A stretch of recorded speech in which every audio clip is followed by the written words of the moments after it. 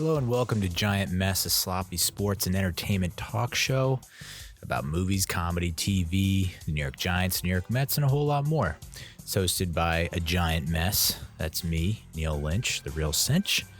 On today's episode, we're going to be talking about A Beautiful Day in the Neighborhood, JoJo Rabbit, Knives Out, Ford versus Ferrari, After Midnight, Coherence, Mets spring training, Giants free agency, and the upcoming NFL draft. It's a jam-packed episode, and somehow, some way, I'm going to fit all that. I'm going to shoehorn that. I'm going to push all that into about an hour. It's a lofty ambition. We'll see if it can happen. I'm in a good mood for once. Must be the Lexapro. That's the only thing I can think of. Just got back from a play date, my daughter's first play date of her life and of my life as a parent, as a father, and it went well, really well. So if that's how all play dates are, I'm all for it. So let's dive right in. I'm in a good mood. I'm ready to get right to the thick of things, right to the meat sauce. Let's get right to the cool. Beautiful Day in the Neighborhood. Mr. Rogers. Not a biopic about Mr. Rogers. They made that clear, even though this is Fred Rogers is getting interviewed and he's in the film the majority of the time. And it seems to be about how he handles his shit. It was not a biopic about Mr. Rogers. Instead, is about inspired by the article, Can You Say Hero, in the November 1998 edition of Esquire magazine by a writer named Tom Junod, kind of like Stunad, but like with a little June at the beginning. And they don't use his name, and I don't think it's entirely factually correct about Tom Junod's life. They kind of inserted a lot of things to spice it up a little bit. Tom Hanks plays Fred Rogers. Matthew Rhys from The Americans. Matthew Reese? I don't know. I'm sure I'll get hate for that. Learn how to say his name, you fuckface. Oh, okay, I will. Anyway, that dude from The Americans plays Lloyd Vogel, the main character, Lloyd Vogel, who is the character based upon Tom Junod. Chris Cooper, who seemingly always plays the bad guy, plays Jerry Vogel, who's Lloyd Vogel's dad. Estranged dad? I don't know.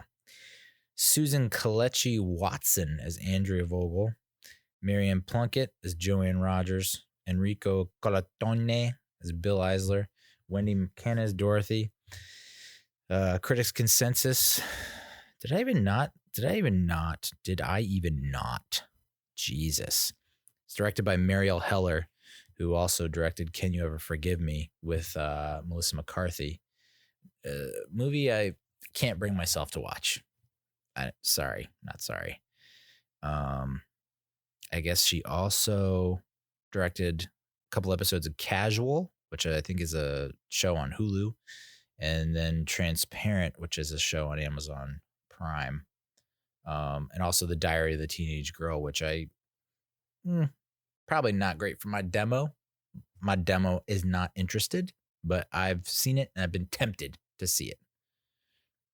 I've seen it, pop up the thumbnail, and I want to click on it and I want to watch it, but I ultimately can't bring myself to do it.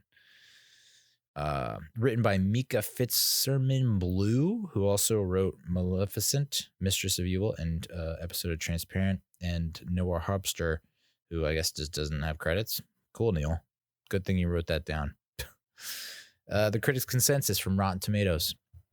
Much like the beloved TV personality that inspired A Beautiful Day in the Neighborhood, offers a powerfully affecting message about acceptance and understanding. Yeah, big time.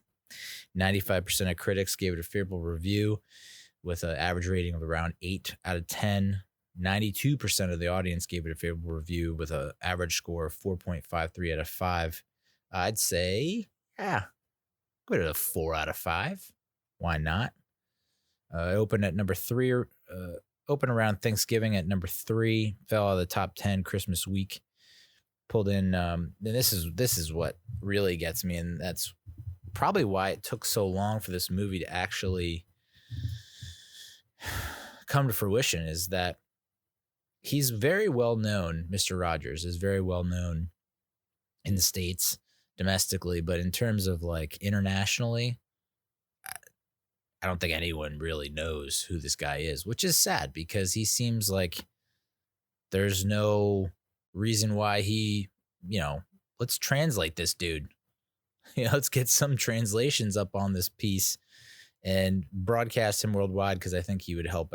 He'd help out a lot of people around the planet. $61.6 million domestically, $5.6 million internationally. I don't get that. Total gross of $67 million, which is, I remember seeing the trailer for this and I thought, this is going to be like, people are going to flock to this movie because he's so beloved. And I was dead wrong. If you would have said, hey, what do you think the total take for this movie was after it's all said and done, I'd say if you told me under 100 million, I'd slap you right in the titty. That's a travesty. Ugh. Days before the film premiered, Ancestry confirmed that Tom Hanks and Fred Rogers are actually sixth cousins. And this is the 9th film where Tom Hanks has portrayed a real-life person. This is the 3rd time Tom Hanks has played a distant cousin of his. You want to talk about Illuminati. Side note, I've been followed now by 2 different people who claim to be part of the Illuminati. Or maybe you just are about it. Maybe they're not in it, but they like it. And they're following me for some reason. No clue why. I'm not a member of the Illuminati. That's pretty obvious. But I think Tom Hanks is. He's the 3rd time he played a distant cousin. He's also distantly related to Walt Disney, who he played in Saving Mr. Banks, and also Ben Bradley, who he played in the movie The Post. Fred Rogers was known to be extremely difficult to interview because he cared more about the person interviewing than he did being interviewed, and would often use the time to befriend the person interviewing him. I found that I was right there with Luke Vogel. Luke Vogel? Lloyd Vogel. Wow. When he's trying to just ask simple, straightforward questions to Mr. Rogers, and Mr. Rogers is like, but what about you and your father? It's just like, ay. It's like, thank you, Mr. Rogers, for caring about me and my family life and all that is wrong and awful with my family dynamic. Appreciate that. But I'm right there with Lloyd when it comes to like that scene where it's Mr. Rogers like kind of in the chair, and then Lloyd's on the couch, and he's just trying to ask him questions. I think they're probably pretty deep into it at this point. It's supposed to be like unbelievably, it's supposed to be like a 300-word article that's like a blog post. So it's like the minimum required for a blog post nowadays. And that was what the, I guess the editor-in-chief or whatever wanted out of Lloyd Vogel. Lloyd's trying to ask him a straightforward question, and Mr. Rogers breaks out the puppets, dude, the puppets, and then starts talking to Lloyd as if Lloyd were a child with the puppet. I don't know how I would have been steam just coming out all kinds of orifices if that happened to me. Just anger, because I've been where Lloyd has been with just the frustration and anger. I didn't have that messed up relationship with my parents that Lloyd did.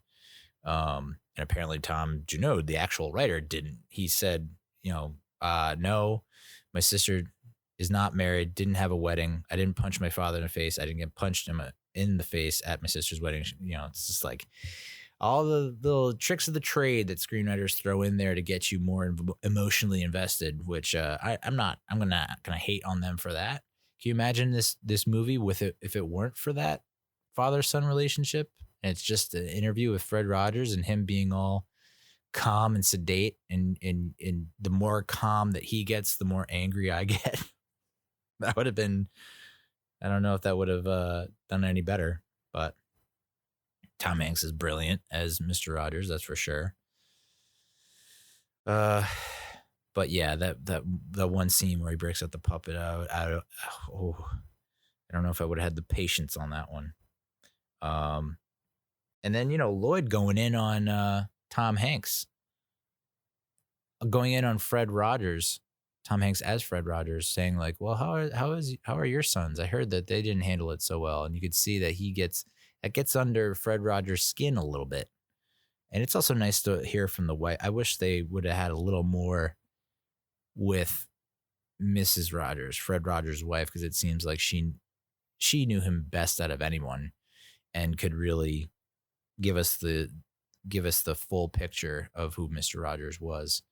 It would have been nice to see like his sons too, like just to know that he's not, like Mrs. Rogers said, he's not a martyr, he's not a saint.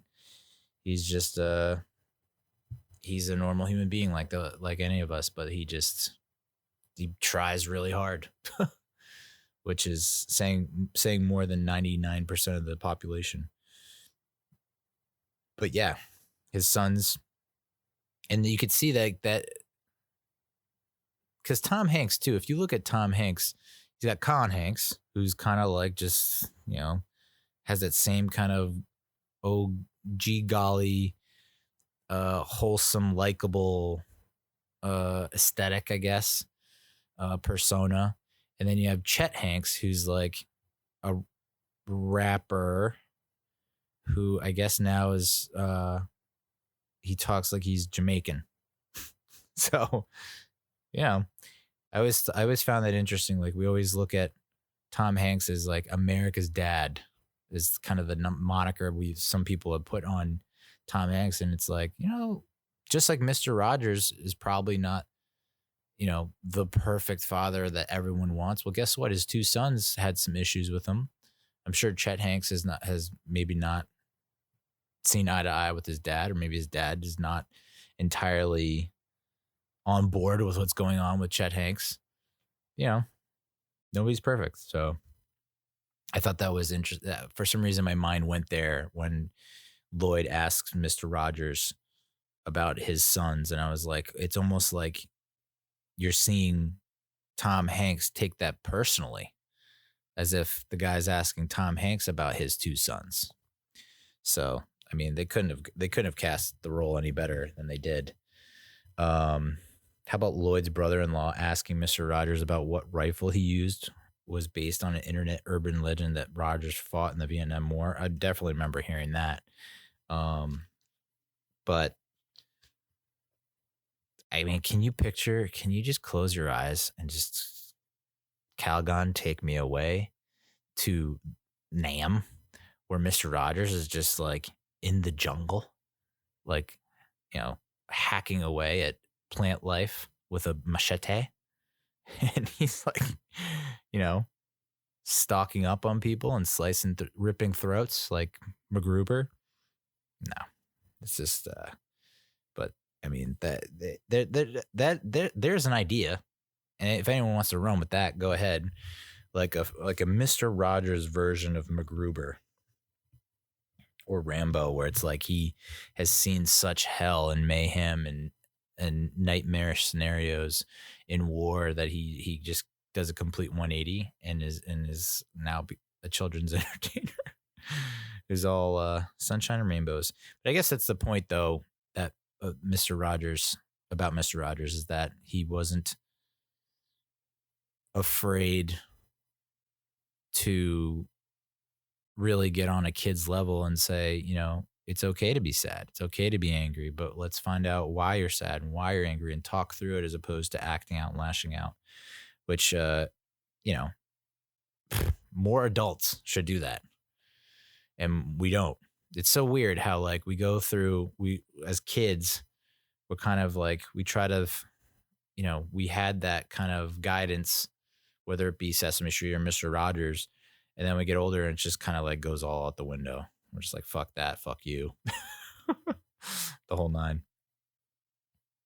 So here's my point about the international box office not being great. Matthew Rhys, I'm probably pronouncing that wrong.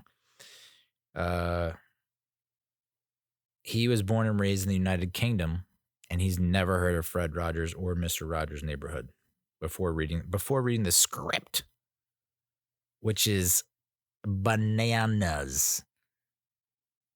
Like, okay, you've been born and raised in the UK, but like you're an actor, you've done the Americans, you've obviously been in America doing your acting thing. And in that time, you never heard of Mr. fucking Rogers? I mean, that's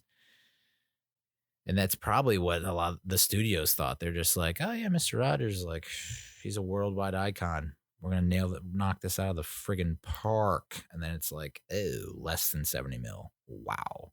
The less than 6 mil internationally is just, I don't know if I can digest that. Here's something I really loved about the movie. Every location change in the movie was depicted with a scaled down model of each place, much like what you see in an episode of Mr. Rogers' Neighborhood. And then the scene that really kind of stuck out to me, and I didn't really pick up on it at first, but the more I think back on it, and the more that I read these IMDb trivia points, which I've been reading off to you, is when I guess they're in the restaurant or diner, and it's him and Mr. Rogers and Lloyd Vogel, and Mr. Rogers is like, I just want you to like close your eyes and just be quiet and try to be quiet. Close your eyes. And it was almost like, yoga-ish. It was like, meditative state. Anyway, Tom Hanks' extended look at the camera in the restaurant scene was the first artistic decision made by the director on this film. Script had this down as just a moment where you could not be certain if he was looking at the audience, and then Heller prolonged this, making sure viewers knew he's looking at you. I'm so dumb I didn't realize he was looking at me. I'm also going blind in my right eye. So that's that. There's like this huge, and it started off as kind of like maybe marble sized kind of blind spot or like a flash. You know how when you close your eyes, when you go to bed and you close your eyes and it's like that little, you can still see like weird flashes and stuff. Maybe it's just me. That little marble is now like a friggin' full-on grape. So I'm having trouble seeing things. Just when my mental health is getting better and my physical health is going down the shitter. Sweet.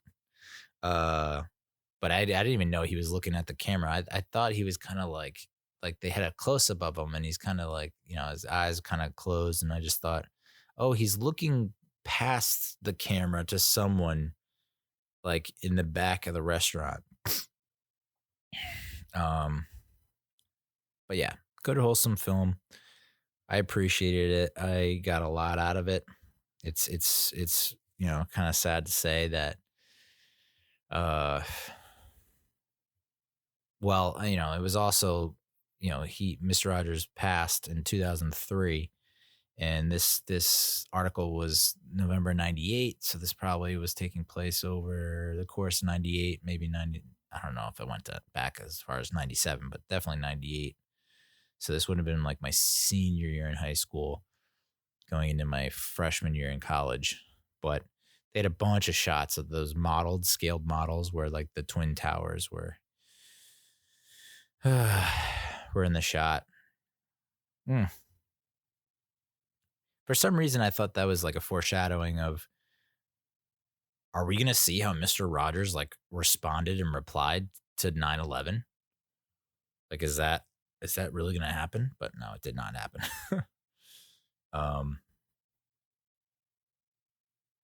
But yeah, it spoke to me. Lloyd Vogel in the movie was a new father, kind of buried himself in his work, and through this interview with Mr. Rogers, kind of realized that you don't want to hold on to grudges. And so he kind of reconnected with his estranged father, and his father got sick. And so he went to his side and they kind of made amends. And I still don't think Mr. Rogers is human, even though his wife says so. Oh my gosh, the patience, the gratitude. And yeah, she said he has to practice that, and that's something they has to practice and get down. And I don't think I have it in me. I don't think a lot of people have it in them, but that stinks about the box office. I cannot shake that. So yeah, it was not as much of a tearjerker as I thought it would be. I remember seeing the trailer and I was like, I'm gonna friggin' cry my balls off to this movie. And I don't think I cried. I mean, there were a lot of times where, you definitely feel like, and that's the whole point of that restaurant scene where he's talking directly to you. And it kind of felt like, okay, yeah, I get it, Mr. Rogers, but like, no tears. Interesting. Tom Hanks revealed he first heard about the film 10 years ago. And then he read the script 8 years ago. Oh, man. It's such a long, long time. 2010 to 2012. Like this first entered Tom Hanks' sphere, realm. And then it just now came out. And it's probably one of the lower grossing movies he's ever done, which is just insane. So that's Beautiful Day in the Neighborhood. Let's talk about JoJo Rabbit. What a flick. So Beautiful Day, I'd say 4 out of 5, 3.5 to 4 out of 5. I'd give it. JoJo Rabbit is like 4.5 out of 5. I really like this movie. Came out November 8th, day before my birthday. Hour 48 minutes, PG-13, comedy drama. It was written and directed by Taika Waititi. Yeah, I'm definitely butchering that. You know what? What do you want? Like, seriously. People take that in the front when I mispronounce things. Like, oh, so disrespectful. It's like, take the time to learn it. Yeah, I guess I could take the time to learn it. That's on me. I still don't, it's no disrespect. Waititi also plays not the real Adolf Hitler, but the imaginary Adolf Hitler that this kid growing up in Nazi Germany imagines that he talks to. Roman Griffin Davis, who kid actors, child actors are tough. They can. I'd say the majority of the time I'm just like, I can't take this kid actor. Can't take it. But this Roman Griffin Davis fucking nailed it. I think he did an amazing job. Thomasin McKenzie plays Elsa, who is the Jewish girl who is hiding in the attic. Scarlett Johansson plays Rosie, who's JoJo's mother. So Roman Griffin Davis, the kid actor, plays JoJo, the titular character. Elsa plays the woman hiding in JoJo's attic. ScarJo's Rosie, who she got nominated for an Oscar for this, and I really think she having seen this and having seen a bunch of other movies, I still have not seen Marriage Story, but I can assure you, and I'm pretty confident that ScarJo did way better than Laura Dern. No offense. Sam Rockwell killed it again as Captain Kenzendorf, Captain K. Rebel Wilson was Fräulein Rom, who, she gave a couple laughs here and there. It was like Rebel Wilson playing Rebel Wilson. You see her and it's just like, that's Rebel Wilson. You don't see the character that she's playing.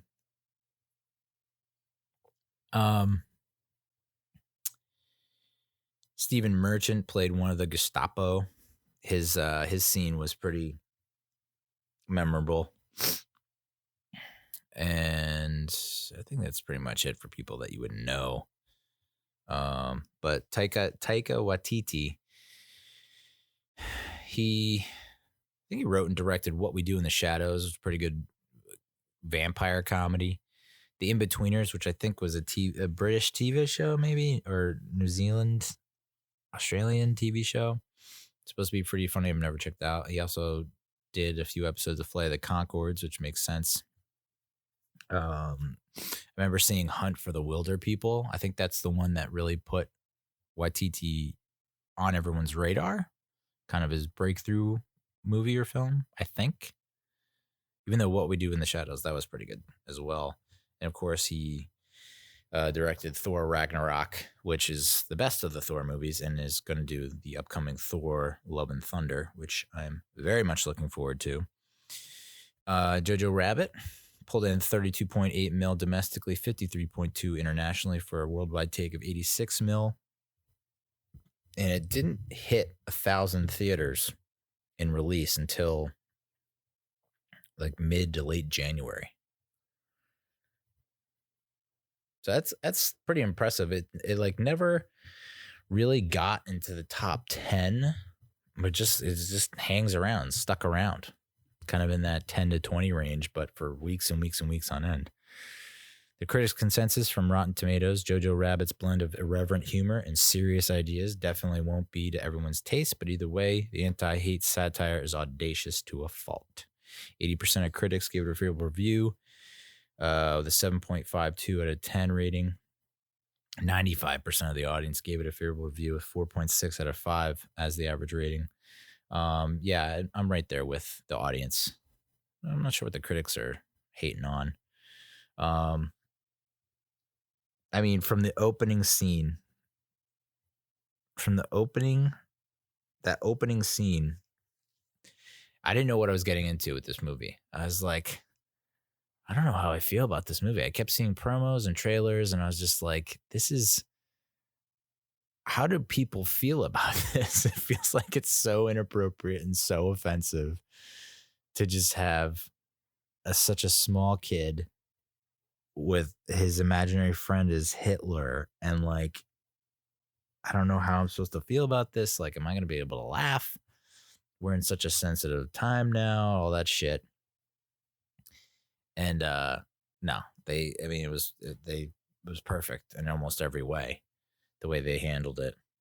When Taika Waititi was asked about why he chose to play the role of Adolf Hitler, him being he's Maori Jewish, Maori Jewish, and so when he was asked why, he said the answer's simple: what better fuck you to the guy? It's like, the guy's, Hitler's dead and gone, and we're still like, fuck you. It's like, yeah.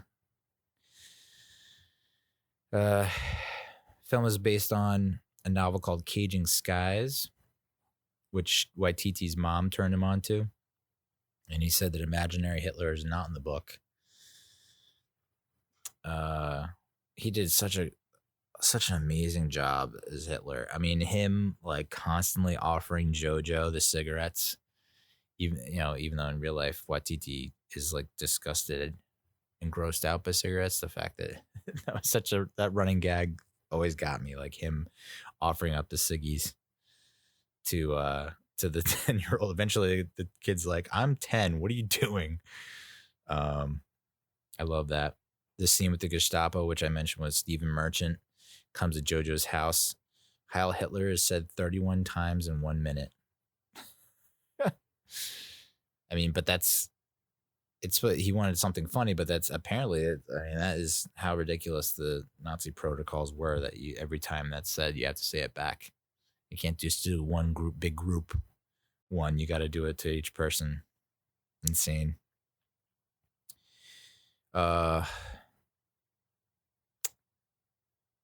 multiple points in the movie, Rosie is seen dancing, yet her upper body isn't shown. Instead, the camera frame shoots her feet, with particular notice to her red and white leather shoes. And yeah, that's I remember seeing those scenes, and I was like, interesting that they're paying, like, this is not Quentin Tarantino we're dealing with here. Like, what's with the fascination with the feet in this movie? We know that Waititi, I'm pretty sure Waititi doesn't have a foot fetish like Tarantino. So why is he focusing on her feet And the shoes in particular, she's always wearing those shoes. Why is he focusing on the shoes? And then, of course, spoiler alert, we found out towards the end. Oh, what a moment. What a moment. So, yeah, spoiler, like when he walks up. So, I mean, they expertly laid it out, right? So we see Rosie and JoJo walking through kind of like the town square, and it's well, that was one of the things that I think helps differentiate this movie from most World War II movies, is that it's very bright and full of color and vibrant. And I think Waititi did that because I mean, that's how Germany actually was, apparently. It wasn't this grim and dark place where, like the setting and the ambiance didn't match the evil that was actually going on, because from, I guess, the majority of the people that lived there and were going through at the time, they didn't see it as an evil. They saw it as, the right thing, the moral thing. It was right, what was right and what was in line with, their country's pride. It still blows my mind that you can get a whole country to get on board with that and to dupe so many people. But I guess that there was just the time.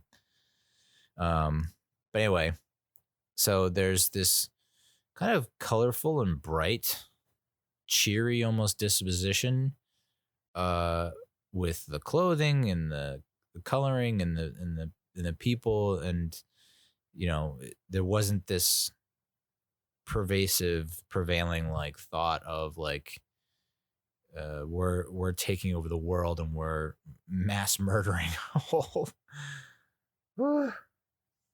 group of people. So the filmmaker's ability to like, oh yeah, Rosie and JoJo, and Rosie is a very like lovable, likable woman who is funny and smart and witty, but also we get to see her in that scene in the town square with JoJo where they see the people hanging, and she has that kind of like profound quote about of course I forgot it. So profound I forgot it. But it was something about they gave their lives for it or something like that. So that foreshadowing. Oh, what a heart-wrenching scene though, with JoJo just walking, and he just kind of stops where the people are hanging, and you just see like the red and white shoes just like swinging in the wind. Oh boy. God damn it, that sucked. But like the chemistry and the interactions between Rosie and, I mean, not Rosie. Well, yeah, Rosie and JoJo. I mean, Rosie, like, when she gets upset at the dinner table and walks over to the chimney and slaps on the charcoal or dust onto her face to make it look like a beard, to make it look like the kid's dad, and goes over and starts talking like the dad to the kid. It was just like, this is so out there, but so amazing, It's really high quality stuff. I still, it's like, after seeing it now, I was like, I remember seeing that clip, like at the Oscars when they were announcing the nominees, and I was like, oh, ScarJo's going to win this for sure. And then now I've seen the movie, and I'm just like, what the hell did Laura Dern do in Marriage Story to get that win? Whew.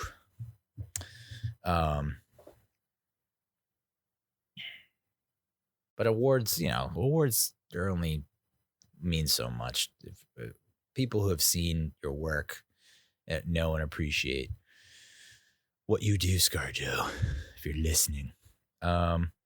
Delusional.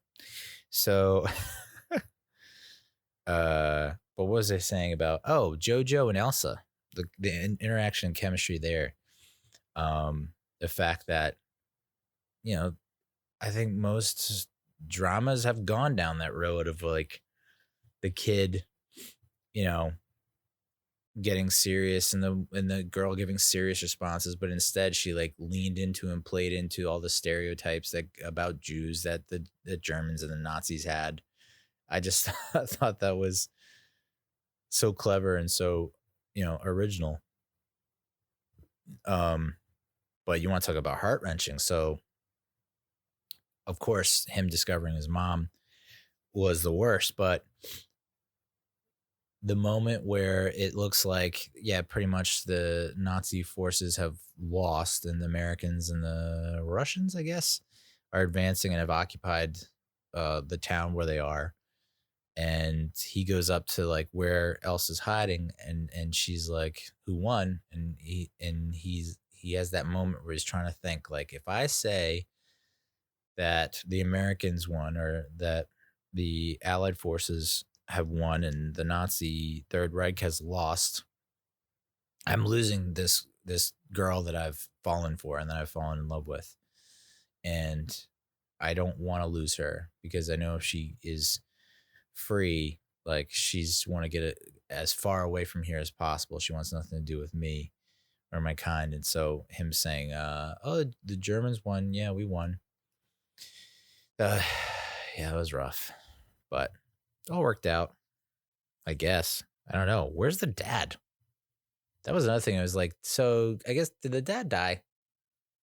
Feels like the dad must have died in war or something like that, and Rosie didn't want him to know. But then they never really followed up on that. Thought that was interesting. Taika Waititi is so goddamn funny.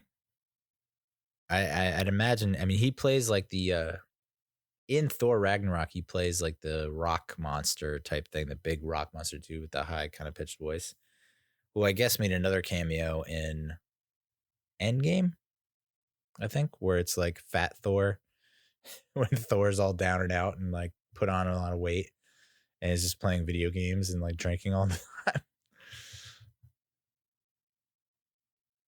Waititi is like pretty much hitting next level. And I think he should ride this out he should have another like 5 to 10 years of like great success. But he said of the scene with Rosie and JoJo, where JoJo discovers her, he's like, I don't like the idea of seeing people hang. And that's what led in part to the reveal of Rosie's death without showing her face. He adds that seeing your dead loved one is an intimate thing and that we didn't have permission to see what JoJo saw. And I appreciate that. I mean, it was just as effective. It was just as like a punch to the gut.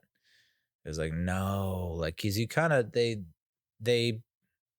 it didn't come out of left field, and they built to it as bad as good as you can, her making note of the people that were hanging, and then her every discussion or conversation she had with JoJo, it was pretty clear that, she was walking a fine line and playing a dangerous game, and it caught up with her. Ugh. Just stinks. But I was hoping to get a little more clarity on Inga, I guess her daughter, JoJo's brother. That just was not, unless I missed it, they never really went into detail about what happened to her. I guess she died, but like, would have been nice to know a little bit more about that situation. And the father too, but I understand you don't want to get too far away from the main storyline here, which is essentially like JoJo, Rosie, Elza. But I don't know. Questions I have that will never be answered. Captain Kleinsdorf, who is a Sam Rockwell character, who, I mean, that, like, one of the opening scenes where the Hitler Youth or whatever, the young Hitler army, where all the boys and girls go to like a summer camp almost, where they go through like a military training where they get knives. And Sam Rockwell's on the stage and he's all disheveled and drunk and like talking. What a great character. And then like I guess the one scene where Rosie busts into the office and you see him like kind of very close to, I believe, the guy who played Rake in Game of Thrones. Reek? in Game of Thrones? That guy? The hell is his name again? Greystone? Greyborn? I don't know.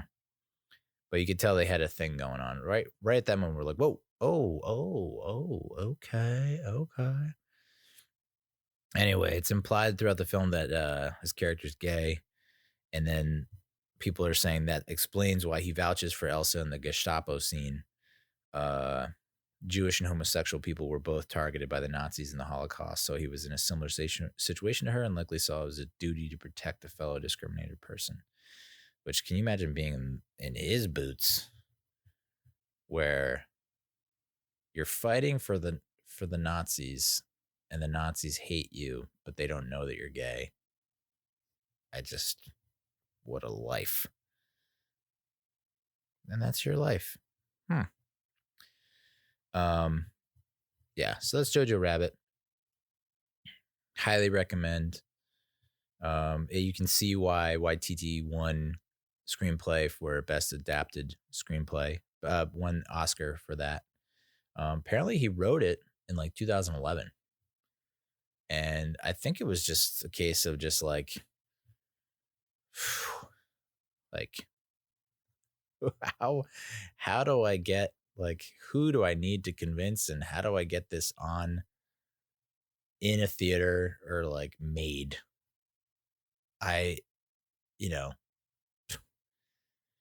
Just a very bold move on his part, and it paid off, because I mean, I was like, I don't know how they're gonna be able to pull this off, and I was like, I don't even know if I'm gonna be able to watch this. And I watched it and I loved it. So kudos to him. All right, let's talk about Knives Out. I just saw this past weekend. PG-13, 2 hours 11 minutes, comedy crime drama. Came out right around, I guess, on Thanksgiving Day, maybe right around Thanksgiving. Written, directed by Rian Johnson, who directed The Last Jedi.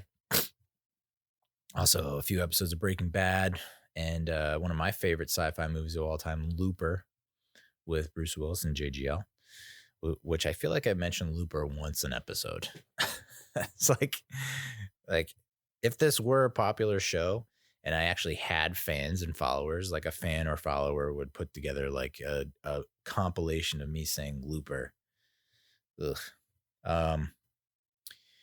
Stars Daniel Craig as Benoit Blanc, the private investigator hired anonymously to investigate the supposed suicide of a patriarch of a wealthy family. Chris Evans as Ransom Drysdale, Hugh Ransom Drysdale, who is the son of Don Johnson and Jamie Lee Curtis's characters, Richard and Linda Drysdale.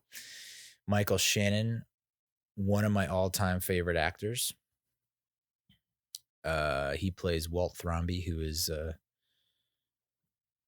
I guess, one of the only son, right? The only son of Harlan Thromby, who's played by Christopher Plummer. Lakeith Stanfield, who is becoming one of my favorite characters of all time. Actors of all time.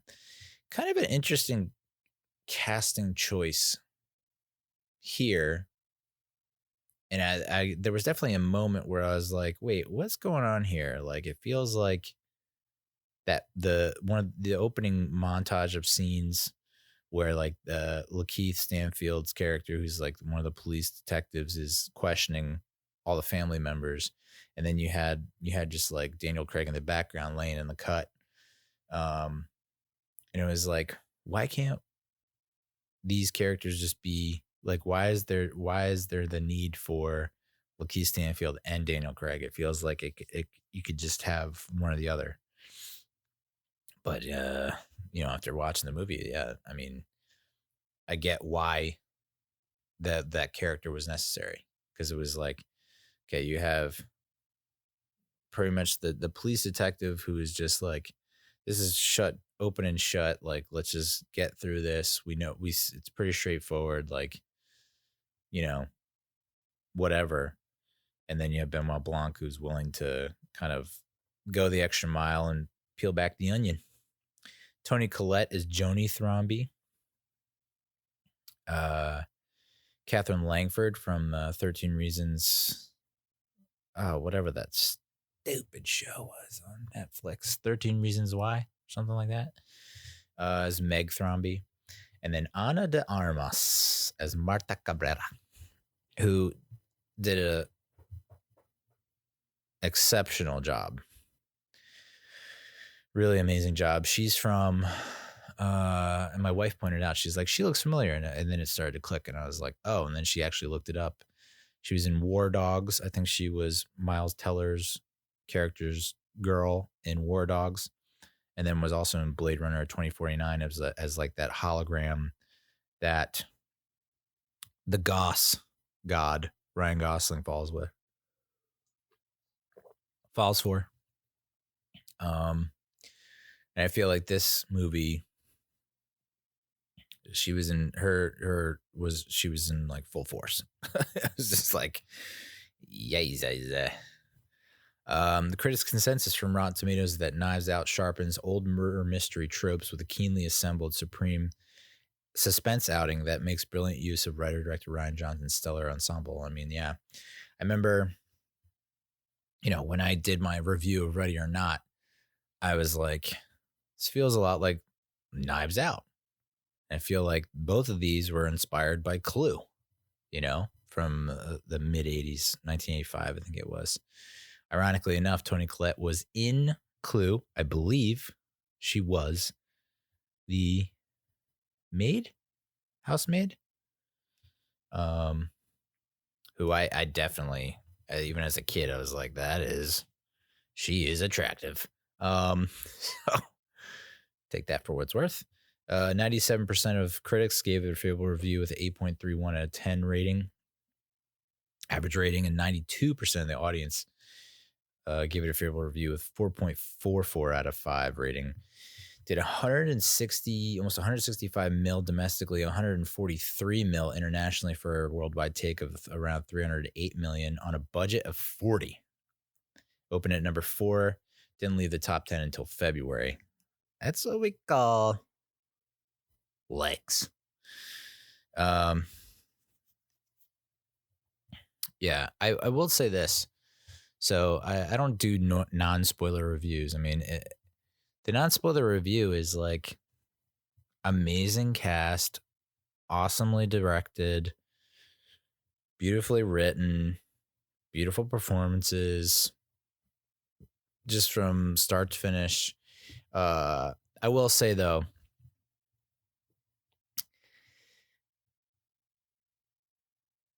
it had me questioning myself throughout the movie. Okay. But at the same time, one of your characters' names is Ransom, and you're not going to the guy's name is Ransom. I guess I should have said spoiler alert, but like, isn't that his name a spoiler alert as it is? Chris Evans' character is named Ransom.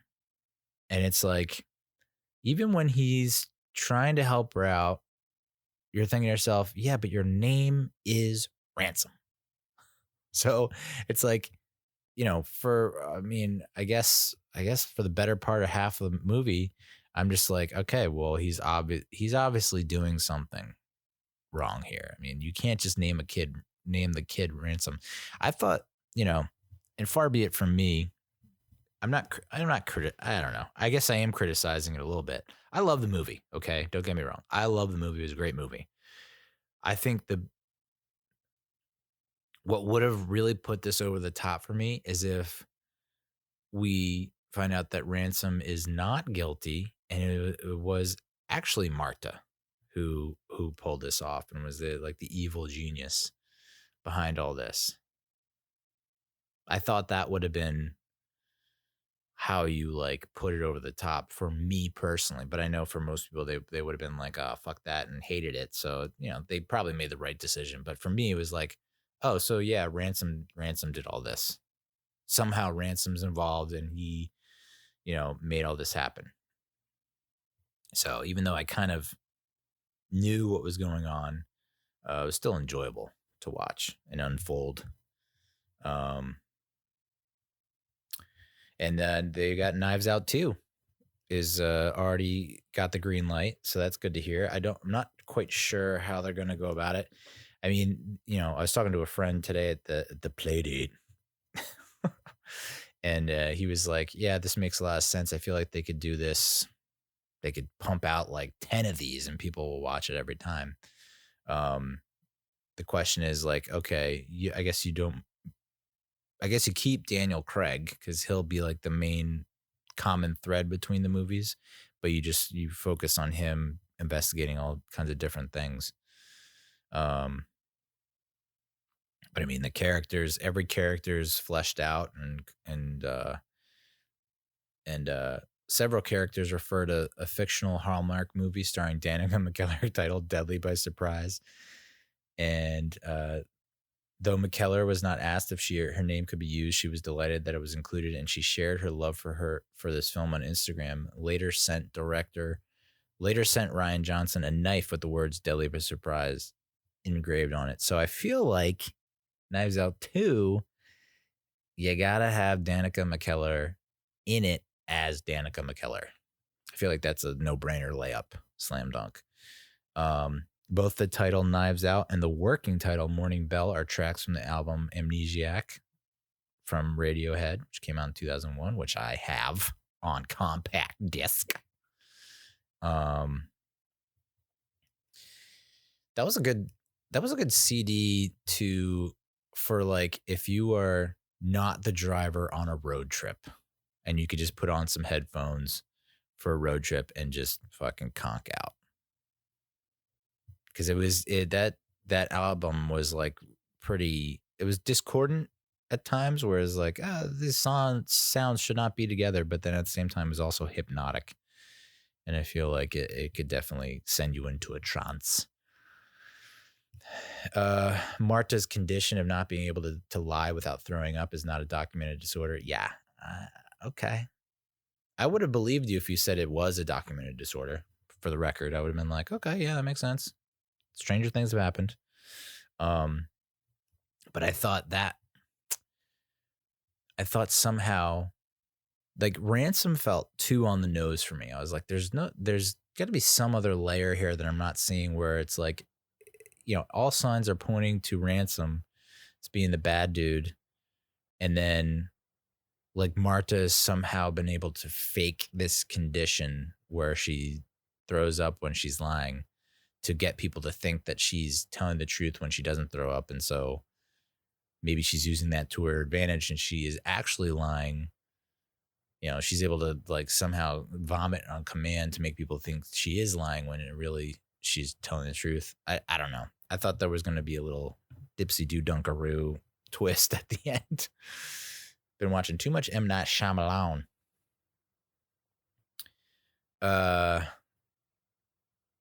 This was cool. The first time Marta is seen at the Thromby house, she's looking upwards at the house, members of the family from the driveway. In the last scene, the surviving members of the Thromby family are all standing in the same spot where she was in the driveway, looking up at Marta on the balcony. Nice little role reversal there. Rian Johnson, I don't know if this is true, but it would be kind of cool. Rian Johnson named the main characters after musical artists from the 70s. Walt and Donna are named after Walt and Donald from Steely Dan. Joni is Joni Mitchell, and her dead husband was named Neil Young. Neil. Lastly, Linda and Richard are named for Linda and Richard Thompson.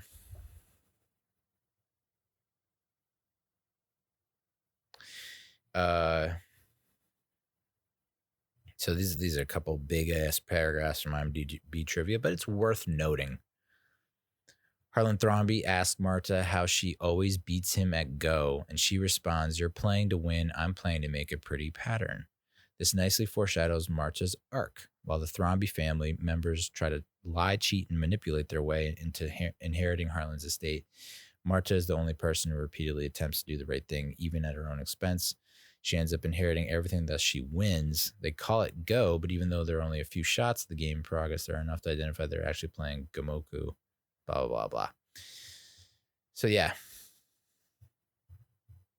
That scene, too, where she's walking Benoit Blanc through what actually happened that night. And she's like, oh, it's going to take you 10 minutes before you basically die. And he's like, well, it's been 8-ish. And he was not experiencing any of the symptoms that she was talking about.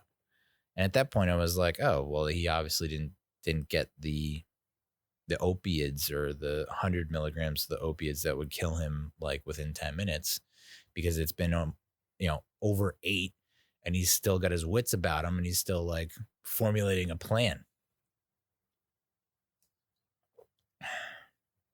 And as soon as like, she couldn't find the Narcan or whatever, the Narcolox, whatever it's called, that can reverse the opiates.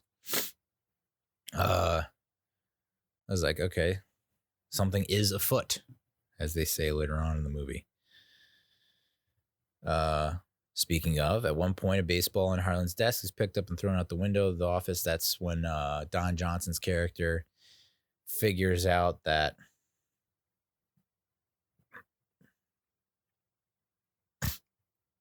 or he finds the letter, because he's frantically searching for this letter that Harlan was going to send to his daughter, basically exposing her husband's extramarital affairs. And Don Johnson finds the letter and it's blank, and he's like, he gets so pissed he takes the baseball that's on that little statue and throws it out the window. And then they cut to Benoit Blanc, like walking around the premises with the 2 police detectives.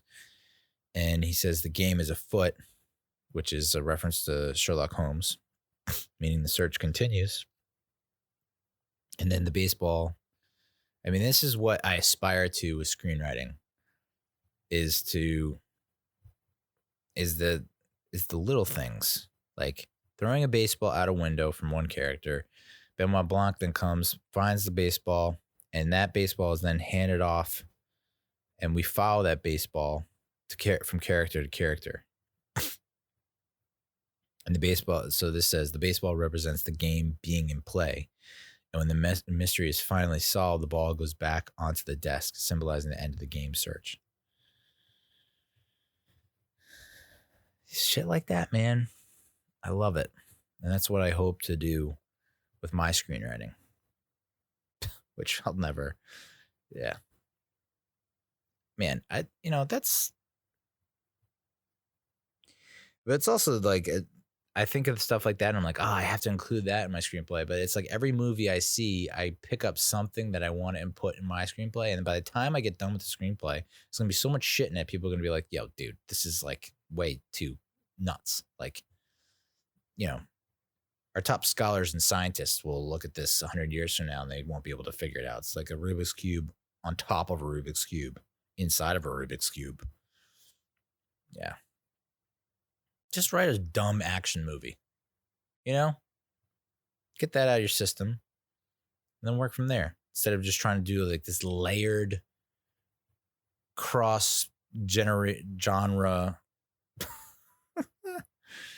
movie. Not good. All right. When Benoit Blanc is first seen by the audience, he's sitting in the study listening to Lieutenant Elliot question the thermostat. Yeah, so this is the scene I was talking about. And he keeps playing the same note on the piano at random intervals, it seems like. And I was like, okay, this is one of those movies where, and I do this with every movie, and I've said this before, like anytime I'm done with a movie, I immediately like go to IMDb and I look at the IMDb trivia. And I was like, I hope to God that this piano playing note thing that he does in the scene is in IMDb trivia. And sure enough, it is. So turns out it's not random.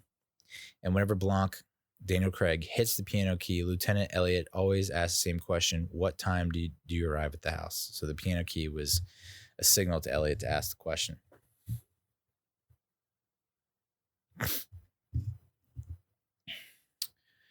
The circle of knives that is positioned behind the chair during the opening interviews and the final reveal is donut shaped with a hole in the center, which goes neatly and nicely with Blanc's whole metaphor for the mystery being a donut.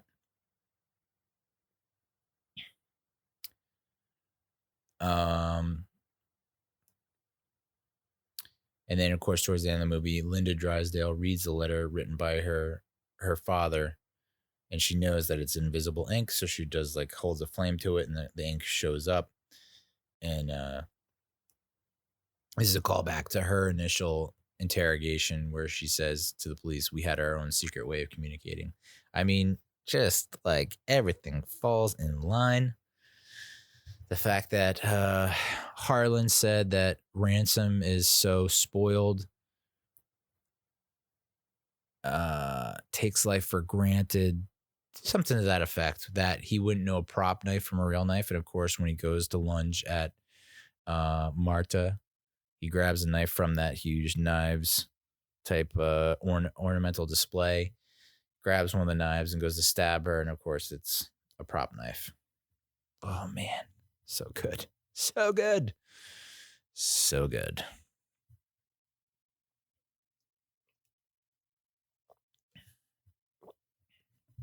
Dare I say I like Ready or Not better than Knives Out? Ooh, it's close. I don't know. I feel like if you had the cast from Knives Out do Ready or Not, are we talking more about Ready or Not? I don't know. I love them both. Like my children. I just can't pick a favorite.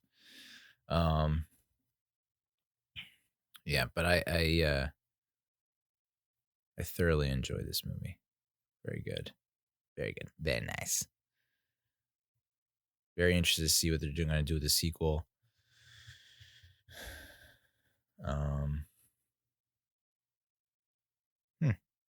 Yeah, so that's that. Knives Out. Ford versus Ferrari. Let's talk about that real quick. PG-13 movie, 2 hours and 32 minutes. It was long, but it didn't feel long. Action biography drama, came out November 15th. Directed by James Mangold, who, looking at this guy's, greatest hits, it's like I can't believe I didn't know his name before. He's directed some of my favorites. Logan, very nice. The Wolverine, it was all right. Night and Day, which I didn't hate.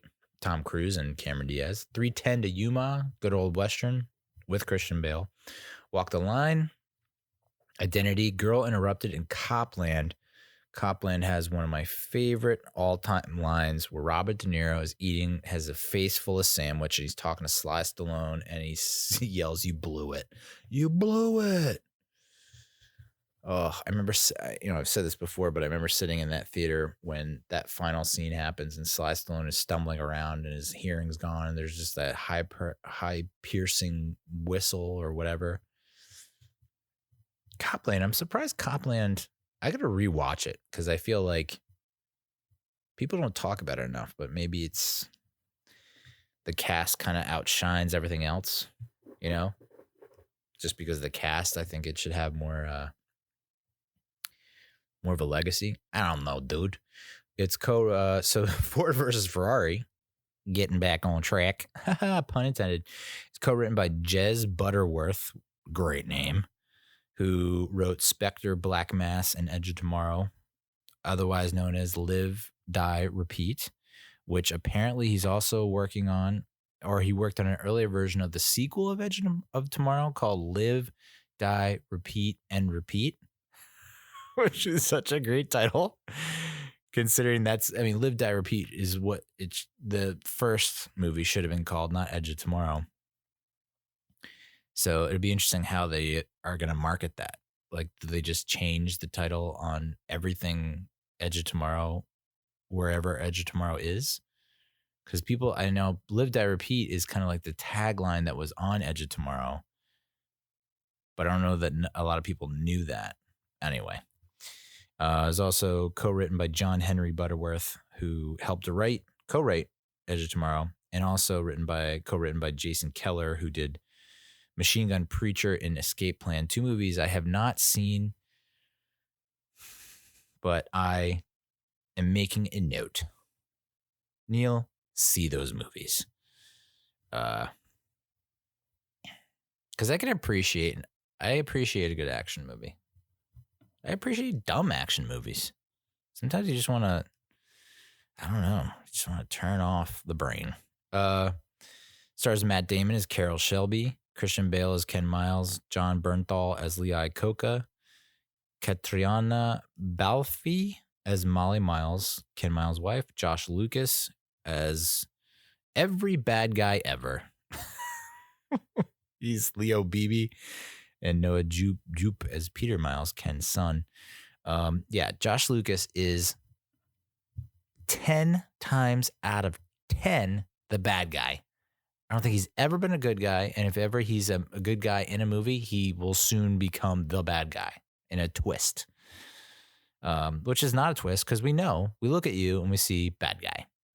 And I look at him and I think, I could do that. I want to be the bad guy in every friggin' movie, and I think I could do it really well. So be on the lookout for that. My next venture, which will fail miserably, actor. Bad guy actor. Critical consensus from Rotten Tomatoes. Ford versus Ferrari delivers all the polished auto action audiences will expect and balances it with enough gripping human drama to satisfy non-racing enthusiasts. That was my major reluctance because this past weekend, we must have skimmed over it, scanned over it, glossed over it 1,000 times. I'd stop on it. I'd press enter, I'd click it, and I'd be like, watch trailer, and then I'd like move on. And I'd come back to it and move on, come back to move on. And I was just like, I don't know if I want to watch racing. But what's weird about racing movies is like, I always end up enjoying them. There was that movie with Chris Hemsworth. Where the fuck that was called? Was it called Senna? Maybe it was something else. Senna was another racing movie, I think. But the one with Chris Hemsworth was pretty good. I like that. I like this. So I don't know what my resistance is to it, but sometimes you think that they're going to get too into the racing and you're going to be like, you lost me. And what's weird is they did. They actually got a lot deep into like the technical jargon of racing, but I think it was just the way that they, Bale and Damon, talked about it that really sold me. 92% of critics gave this a favorable review, 7.77 out of 10 average rating. 98% of the audience gave this a favorable review with a 4.71 out of 5. So that's interesting because you see a 92% of critics and you're like, oh, the average rating must be like above an 8, almost a 9. And no, it's less than an 8. It pulled in almost 118 mil domestically, another 108 internationally for a worldwide gross of 225. Had a budget of 97.6 though. Opened at number 1, first weekend, and it fell the top 10 Christmas week. And this next section that I'm talking about is going to be a Christian Bale love fest. Fucking love this guy, and I know he's probably a madman when it comes down to it. And if it comes, if push comes to shove, and like we call a spade, Christian Bale probably has an eating disorder. In preparation for this role, this is from IMDb trivia, Christian Bale took race driving lessons at the Bondurant High Performance Driving School. The founder of the school, I believe, is Bob Bondurant, who they mentioned throughout the movie, was a friend of Ken Miles. So while he's learning to, the aspects of driving, he's also got to hear stories about the 1960s racing scene. And Bale's instructor and film stunt coordinator said that Bale is hands down the best actor I've ever trained. I don't know. Does Bale not get enough credit, or does he get too much credit? I feel like he doesn't get enough credit. Maybe it's just like a given, and like it's just a well-known fact that we just don't need all to talk about. But damn, we're witnessing greatness. Matt Damon said the number one reason he wanted to do the movie was to work with Christian Bale. Yeah. Hopefully they'll do more movies together. According to Matt Damon, Christian Bale had to lose 70 pounds before filming began. Bale had previously gained a shit ton of weight for his role in Vice to play Don Chaney. Don Chaney? That's not right. Dick Cheney. Who's Don Chaney? And he had about 7 months to lose 70 pounds to play the lean race car driver Ken Miles. Damon asked Bale how he managed to do that, and Bale replied that he simply didn't eat. I mean, come on. You're just not going to eat? I mean, this guy, and I've talked about this before, but it bears repeating. This dude went from The Machinist in 2004, where he was skin and I can't even say skin. He was bones. He was just a skeleton. It was disgusting looking at him. Somehow he didn't win an award for that because, he deserved the award just for simply doing that. But I guess they didn't want to reward actual sickness because he went from that to playing Bruce Wayne, a very buff Bruce Wayne, muscular Bruce Wayne for Batman Begins, to overweight Dick Cheney, to now lean Ken Miles. It's just like he just didn't eat. He just didn't eat. I mean, if anyone's going to do it, it's Bale, I guess. Josh Brolin was supposed to have a cameo, but they were cut out. I wonder which character he was supposed to play. Movie was formerly titled Go Like Hell. Tom Cruise and Brad Pitt were considered for the roles. Tom Cruise reliving his Days of Thunder role. Brad Pitt is just, I guess, would Cruise have played Ken Miles and Pitt plays Carroll Shelby? I don't know. Carroll Shelby's, I think they nailed it with the casting. I don't think.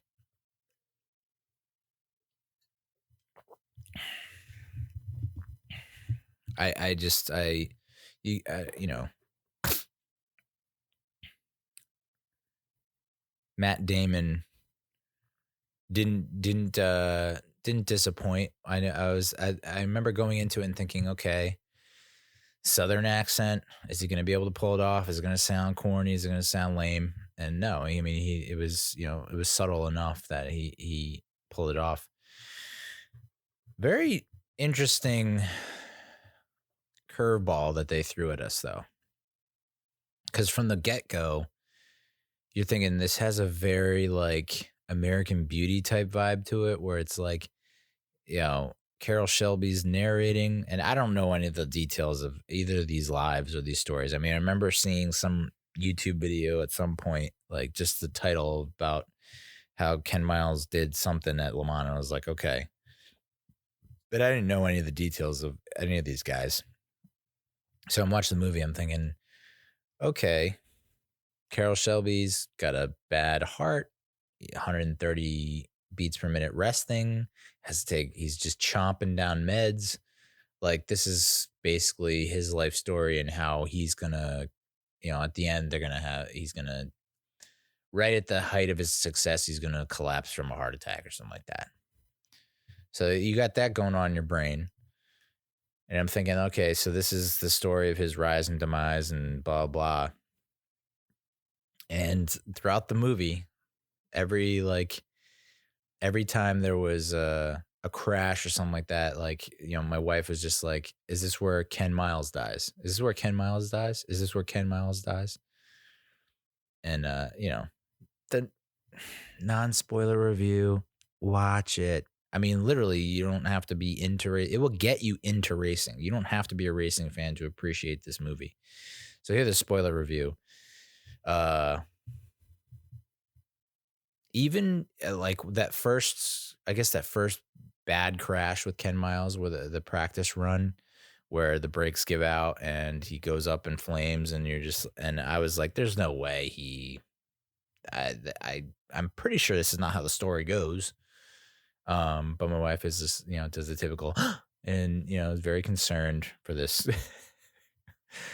I mean, it was a real person, but for an actor playing a person who probably wasn't even in the car when it exploded, but she gets into it. And, so I was like, there's no way that Ken Miles is going out like that. And then when he's on the straightaway and it's like he's gonna win, and they've already instructed him, the Ford higher ups, Leo Beebe comes down, talks to Carroll Shelby, and is like, we have this photo op that we want to have at the finish line where all 3 Fords, since they're 1 through 3, finish at the same time, and so it'll look cool, and be a big fuck you to the Ferrari team. And he's on that straightaway, and he kind of like the narration kicks in. Oh, when you hit 7,000 RPMs, everything slows down. Blah blah. Who are you? And so he, in his head, Ken Miles is thinking, well, I don't want to go down as this. I've been seen as such a stubborn mule this entire movie, this entire story with Ford. Like, I'm gonna be a team player. I'm gonna actually sacrifice, breaking more records, even though he broke so many, and I'm gonna slow down for these other 2 slow pokes to catch up to me, and then we'll do this really grand gesture. And of course, it ends up costing him. Costing him the win, which is such a kick in the dick. My goodness. But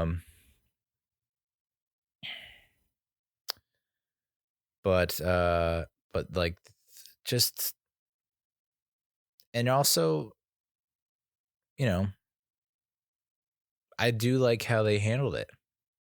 Like, that was really cool how, I think there was so much fight in these men, Shelby and Miles, and there was they had so much passion for the game and for the race, and for them to get gypped like that, I thought it was going to go down a different route, but instead it was just like to just kind of console each other, didn't overreact, and were just like, we're just going to build a better car and win and kick their asses. It was just like such a nice way to end it. And then, we're going to do this practice run with this new car, and it's got a honeycomb design. And then he goes, it was just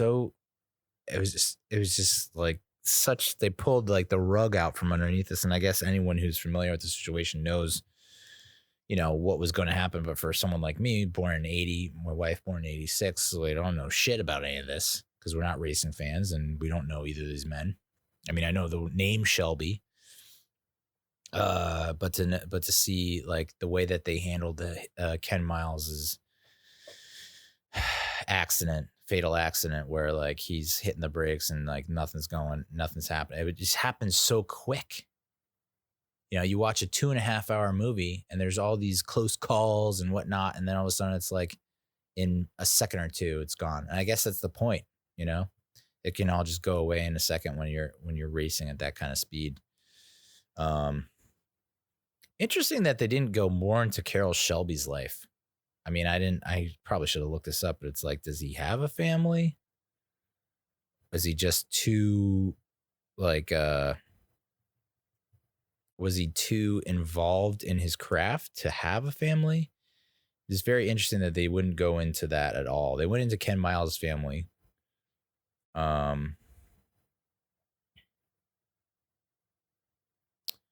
See here. Personal life. Boom. Oh, well, see, now why didn't they? I think this, I think this would have been funny. I mean, he probably doesn't think it's funny, and maybe that's why they didn't include the movie. But Shelby was, according to Wikipedia, was married 7 times. That could have been a nice little running gag throughout the movie, and it also is a nice. Neal, you've done drunk yourself dumb. Transfixation.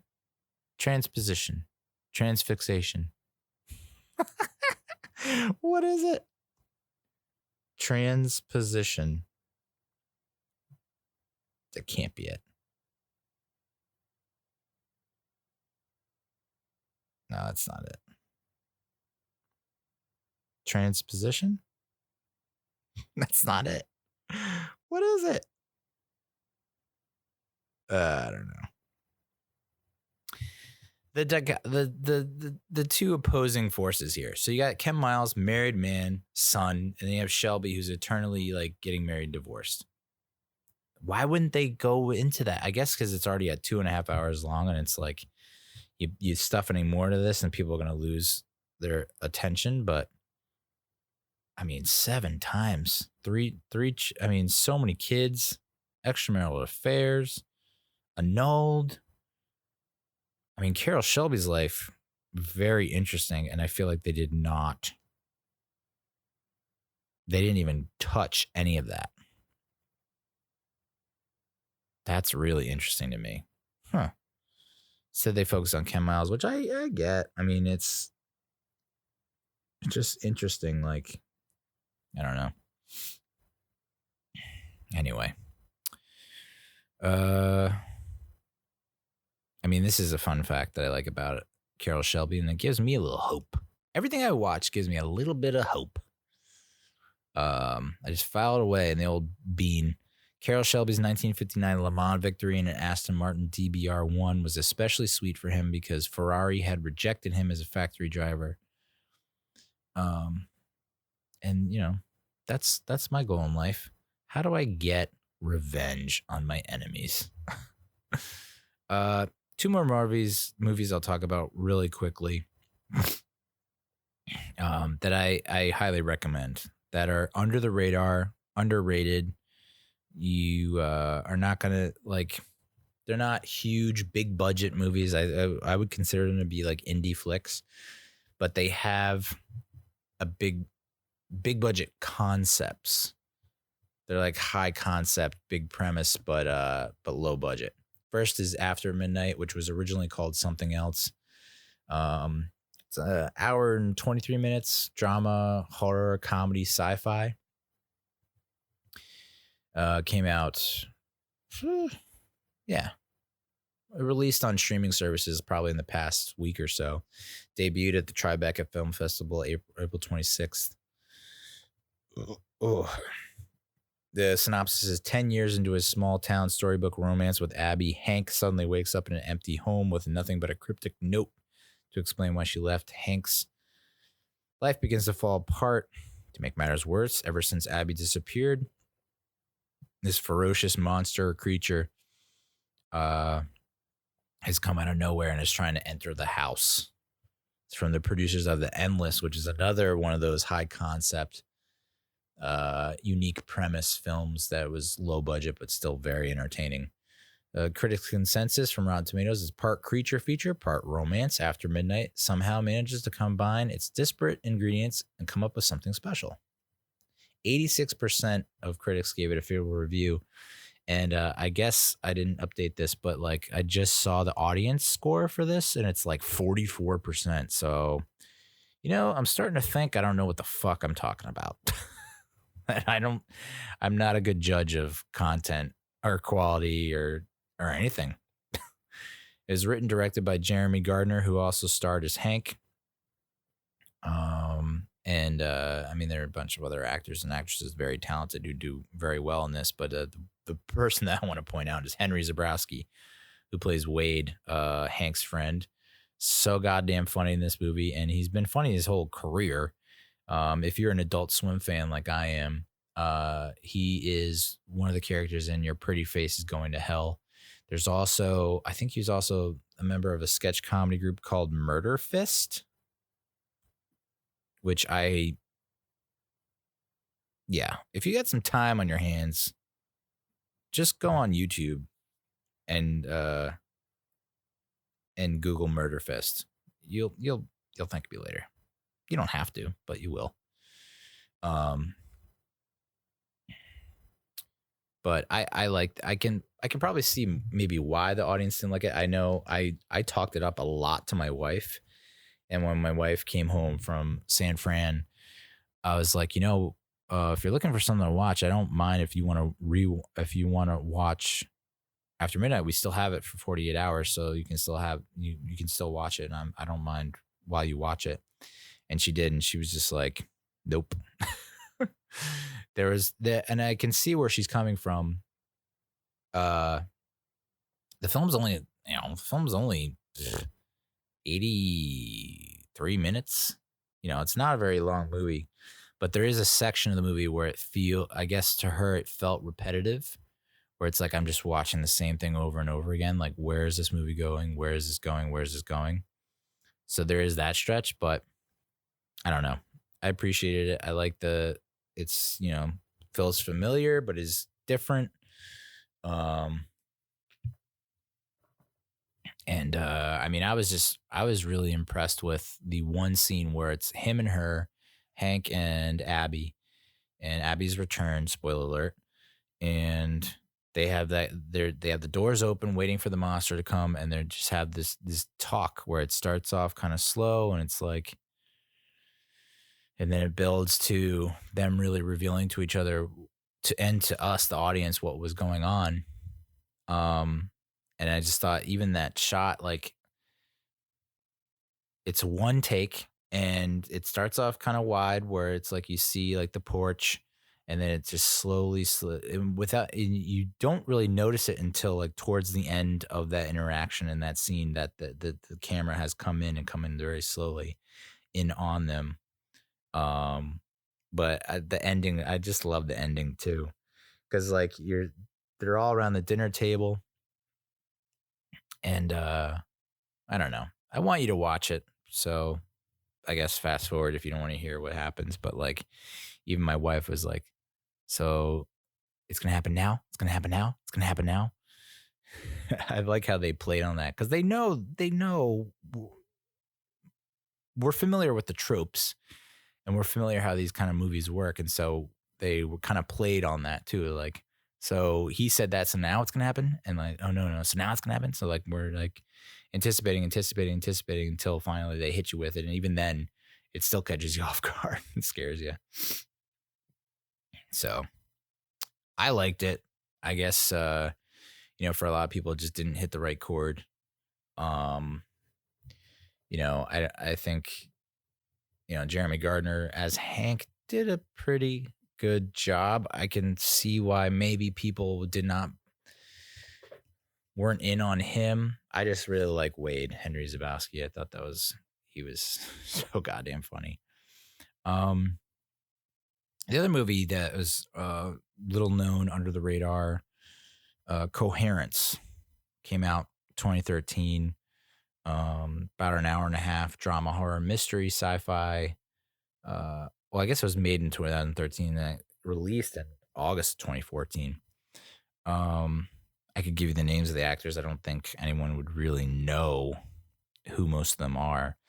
The critics' consensus: a case study in less is more filmmaking. Coherence serves as a compelling low-budget calling card for debuting writer-director James Ward Burkett.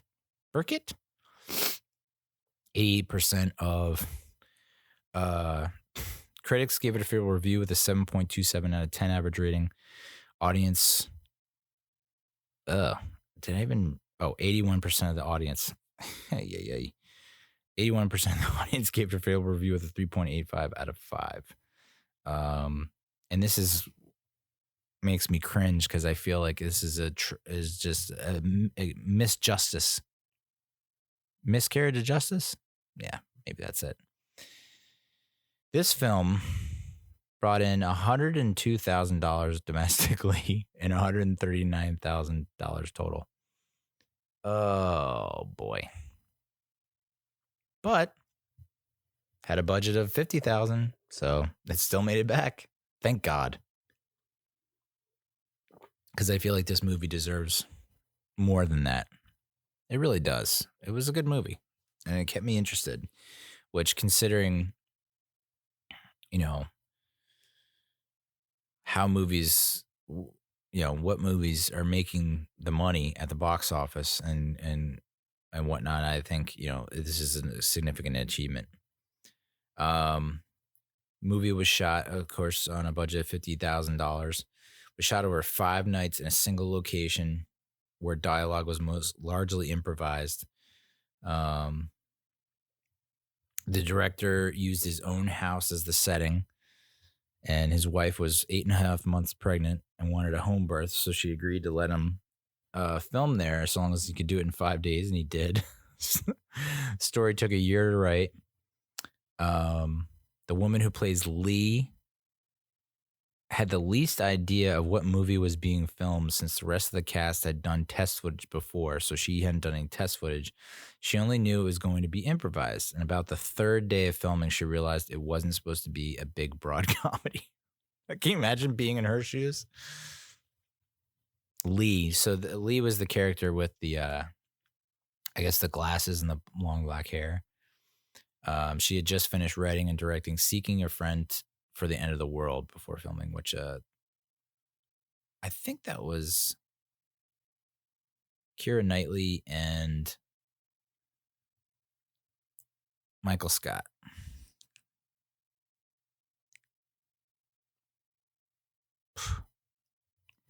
It is so... You know, you get on this microphone and your fucking memory just goes to shit. I can't, like... The guy who plays Michael Scott. It's amazing. Come on. The guy who played Michael Scott. Come on, brain. Come on, brain. Come on, brain. Steve Carell. Woo-hoo. Ooh, boy. You know what? I feel like I need to be examined. I feel like I need a CAT scan after that.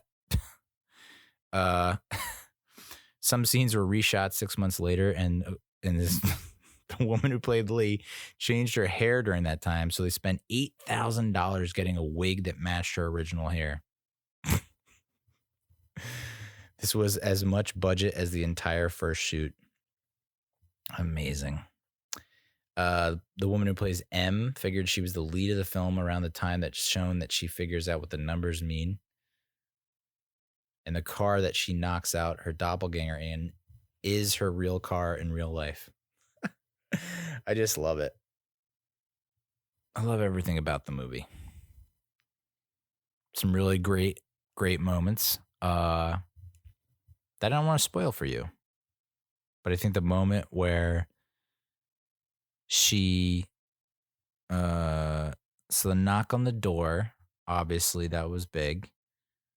But the moment where she goes to her car to goes in the glove compartment to get like a ring, and then comes out and like her boyfriend's standing there and she goes to hug him. And then they have that moment where it's like, whoa, you're not the version of the person that I know. You're the other version. I can't even explain this movie. I don't know that I'm going to accurately explain this movie. So I hope that you take some time out of your life and fucking watch it, because it's amazing. All right, so that's movies. Not bad. An hour and a half to just fucking motor through like 17 movies. Pretty good. Let's talk Mets. Yet again, I'm not a great Mets fan. I know that. I've been told that many a time, but they are my team, okay? And so I feel it's my duty to give my very lukewarm takes on what's going on. Spring training has sprung, and with it comes our hopes getting dashed, or like at least we're getting legitimately scared. We get some scares. JD Davis, of course, falls the wrong way on his shoulder, I guess playing third, and turns out he will miss at least a week and has no structural shoulder damage. But that was on the 26th of February, which I guess was Wednesday. So he should be back in the lineup, I guess, this coming week. Although I guess the MRI or whatever they did exposed that he had an old labrum injury, which the team said they do have knowledge of and they are not concerned with. Of course, watch that come back to haunt us. It's at a critical juncture in the season, for sure. Luis Rojas is not concerned after Brendan Nimmo's precautionary cardiac screening came back all right. Apparently, he has an irregular heartbeat that the team has known about for years. So we have a guy with an old labrum injury the team has known about for years, and we have a guy with an irregular heartbeat that the team knows about for years. It's like, ugh. And of course, Nimmo has been cleared for baseball activity, but it's just not doing great for my confidence. My confidence has already been shook to its core, and now I have guys just having little things here and there. You think, and that's the thing about the Mets, is like right when you think you got something good, and you're like in a great position to succeed and win. You just have little things here and there, fucking Lugo's pinky toe and Davis's shoulder and Nimmo's heart. Joe Madden, this is not, it's kind of Mets related, but whatever. Joe Madden, who's the Angels manager now, says it's a pretty safe bet. Hansel Robles will open the season as the Angels closer. That's rich. And watch him go on and be like the, Rolaids firefighting saver of the year, or whatever the fuck it's called. I have not watched any spring training games. I just cannot bring myself to do it because it's just like false positives and you don't know what you're getting. You really don't. It looks like from our catchers group, right?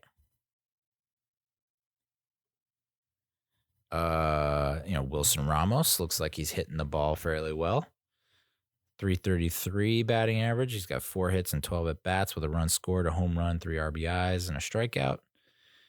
But the Baseball Reference has this cool little category column here. It's like quality of opposing pitchers or batters faced. 10 is Major League Baseball, 8 is AAA, 7 is AA.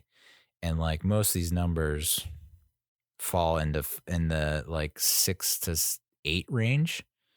So it's like you're not facing major league talent. You're facing like AA to AAA guys. So it's hard to put a lot of stock or faith into these numbers if they're great or good.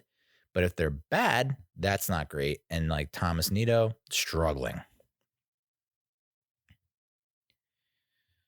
Andres Jimenez looks good. Hope I'm pronouncing that right. Alex Torres, you fuckface. Luis Guillorme, not doing well. Below the Mendoza yet again.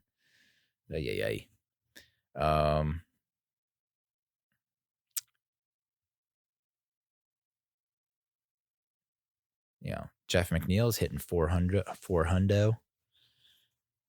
which is nice. Ahmed Rosario, according to this, yet to have a hit in 9 plate appearances. Not great. 2 strikeouts. JD Davis, only 7 plate appearances, but batting 400. In the outfield, Ryan Cordell has the most plate appearances. Like, who the fuck is that? Conforto just had a birthday, hitting 231. Tim Tebow, he went yard. I heard about that. Nimmo's hitting 444, which is great. Jake Marisnik, the off-season pickup, just kind of doing whatever. I guess he looks all right.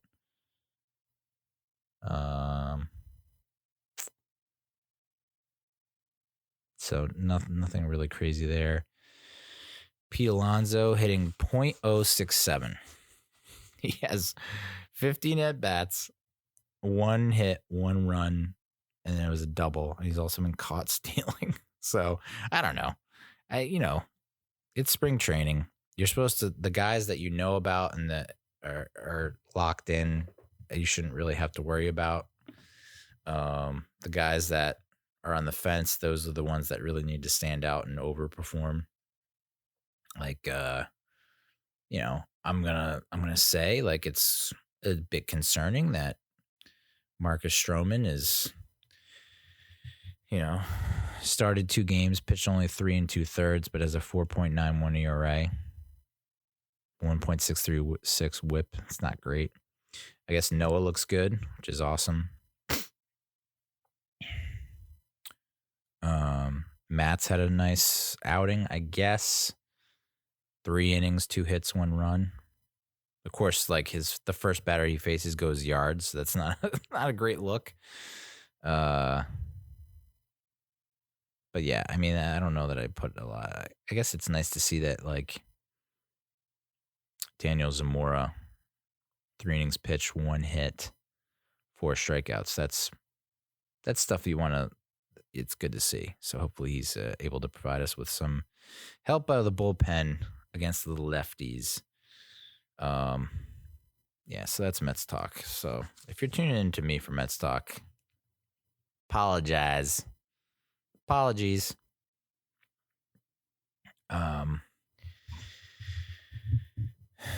But tell you, if Steven Matz can actually turn it around, I wouldn't hate that.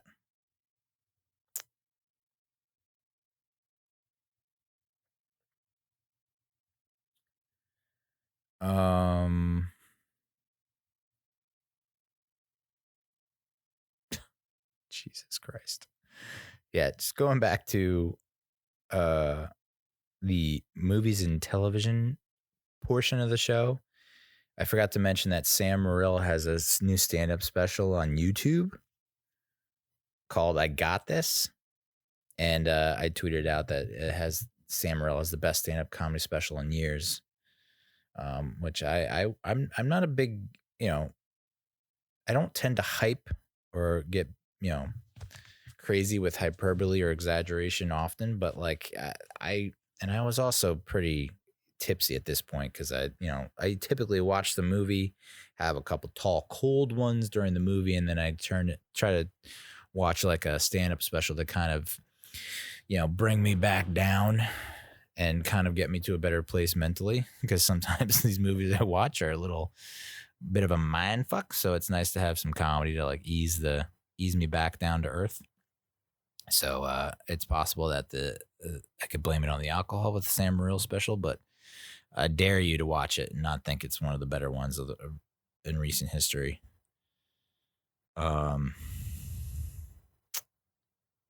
So yeah, Sam Morril, I Got This. Definitely check it out. All right, let's talk Giants. The day has come where it's finally happened. We've been talking about who's going to get released, and of course the releases have started. Giants release Alec Ogletree and Kareem Martin, saving about $13 million in the cap. I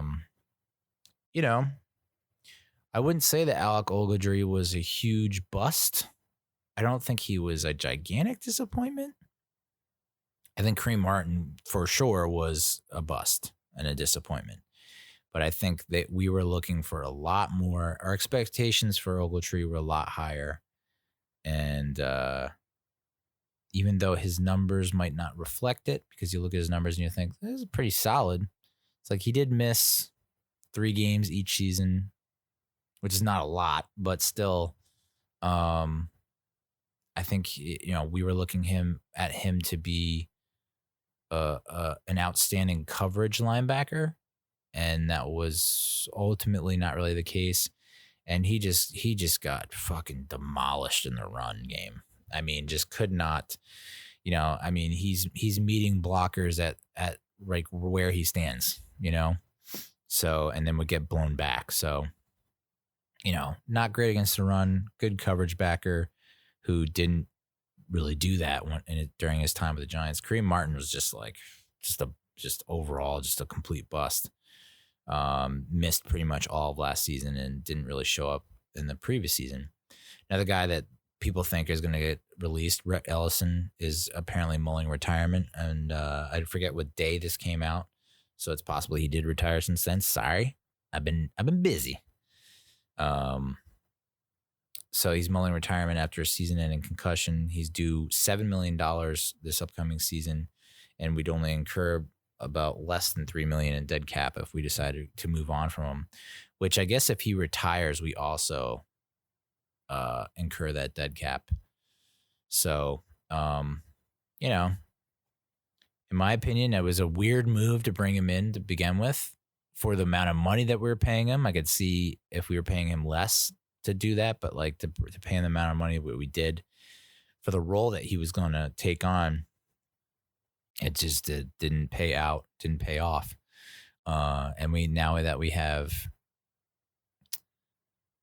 I guess they have seen enough out of Caden Smith to say, yeah, you're the real deal. Like you have the blocking abilities and you've shown that you can catch the ball and be a weapon. I guess, Rhett Ellison's time is pretty much donezo unless he restructures. But I don't know that if he's mulling retirement, it's like I don't think he's really open to that. I thought there was an outside chance that Greg Olson might want to join the Giants, but because I thought he's from Wayne, New Jersey, North Jersey, and you think, okay, North Jersey guy, born and raised, he's either like a Giants or a Jets fan, right? And he's probably not. And I had to guess he's probably like a Cowboys fan. That fuck.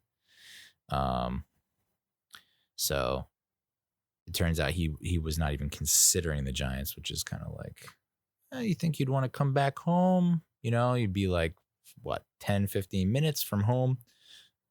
Nope. Giants have to decide, and speaking of tight ends, Giants have to decide by May whether to pick up Engram's 5th-year contract option for 2021. Ooh, that is a toughie, because the dude cannot stay on the field, but when he is on the field and he is healthy, he is electric. So it is quite the conundrum. And I think, I remember after the Redskins game, after seeing that video of him like mic'd up behind the scenes, I was like, this guy has got it. And I encouraged and I implored management to sign him to a long-term contract, and then he immediately like got hurt. So, to me, it's like, I just don't think he's a tight end.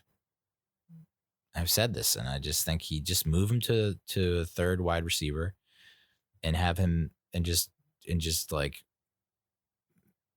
have him match up on people that can't match up with him and exploit those matchups every damn game to the tune of 5 catches a game and at least a touch every other game. I see him nabbing 80 grabs next year with 8 touchdowns for around 800 yards. And I think if you can get that out of him for the rest of his career as a third wideout, I'll take that to the bank. The Giants are a potential suitor for Tom Brady. Get the F out of here, dude. There's not a shot. All this shit. I mean, Tom Brady has now approached like that NBA this league type level of craziness, where like the top free agents in the NBA, like any and everything that happens, any tweet, any Instagram post, anything on video that they catch, people are reading lips. People are like trying to interpret shit. Like that's where Tom Brady's at right now. He's approached like NBA impending free agent type level hysteria. It's insane. He's going back to the Patriots. I mean, that's like, it's not even a question. I don't even understand how people are entertaining the idea that he's going to the Titans, because he was talking to Vrabel with Edelman at the Syracuse game, and that same game, like there's video of Edelman saying like, he's coming back. And then Tom shaking his head and saying, no, he's not. And it's like, Tom is definitely playing this up because he knows it's going to get clicks and engagements, and his social media team is not dumb. As soon as they like got on social media, it was just like, I'm going to pay someone a very healthy amount of money to make my socials blow the F up. And they've done a phenomenal job, because it's like, even, the fucking Hulu ad or whatever it was for the Super Bowl, it's like they teased the hell out of that and people bought it hook, line, and sinker, and they're doing it every single day, anytime something happens with them. And it's just madness. I'm not buying into it. No way is he going to the Giants. If he goes to the Giants, I mean, name your price, my man. I'll eat my underwear. I'll lick a boot. Like, yeah, the mind is not exactly operating at 100% right now. It's Sunday night, almost 11 o'clock. So, but you name it, I'll do it. No shot he's coming to the Giants. People are saying, well, we have the cap space, and Joe Judge came from the Patriots and he has a good relationship with Brady. It's like, do you really know that he has a good relationship with Brady? And we have the cap space, and like New York is where Tom and Giselle want to be. they've been spotted in New York and they want to relocate here. And it's like, all right, maybe I get that. And it's like, they're not going to go play for the Jets. Although if you want to get back at the Patriots, no better way than to play for the Jets. But no, it's not happening. The Giants are also a potential suitor for Jadaveon Clowney. This one's a little bit not as cut and dry for me. I just don't, I think Carl Banks has been really going in on it on Twitter, like Jadaveon Clowney versus Leonard Williams, saying Leonard Williams is more versatile. Jadaveon Clowney, though, is only 27. I know Leonard Williams is only 26. I don't know. My immediate reaction was no. Like, he's probably going to be too much money. If we when it really comes down to it, the bottom line is he's just too expensive, and he's not going to give you the value for all that money you're giving out. But I mean, they need a pass rusher, and if they're not going to re-sign Marcus Golden, then it's like, where is your pass rush coming from? So I don't know. Clowney says he wants to go back to Seattle, but something about a franchise tag in there. I don't know. Sean Lee said he would definitely consider playing for the Giants. That's a hard pass. I don't know his numbers right off the top of my head, but I do know that Sean Lee is like perpetually the guy who's always getting smoke blown up his ass. People are all about it, hanging off these nuts, and then he gets hurt every friggin' year. No thanks. We don't need old dudes who get hurt. We need youngish, not straight out of college talent that stays on the field and is available and just does their job. Does their job. That's like the Joe Judge way right now. Just do your job, execute. We're not looking for anything flashy. We're not looking for like crazy, outstanding numbers. Just do your job. That's the kind of vibe that I'm getting. Yannick Ngakoue is now seeking about $22 million annually. The franchise tag that the Jaguars can put on him would be $19 million. And he said that he probably wouldn't report until like mid-August or something like that. That's another hard pass. I understand pass rush comes at a premium, but you also don't want to price yourself out of helping other areas of the team.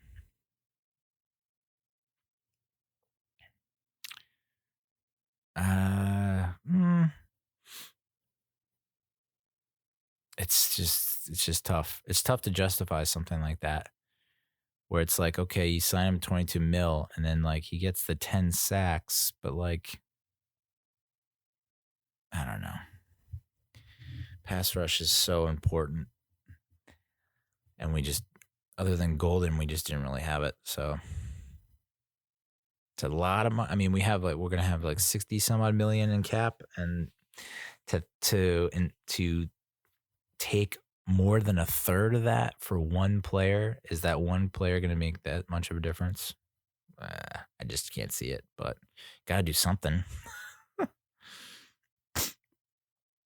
Dave Gettleman has said he's open for business for the number 4 pick, which is great. But then you read this stat from ESPN. The only time the Giants have traded down in the first round in the common draft era since 1967 was in 2006, when they sent the 25th pick to the Steelers, who picked Santonio Holmes.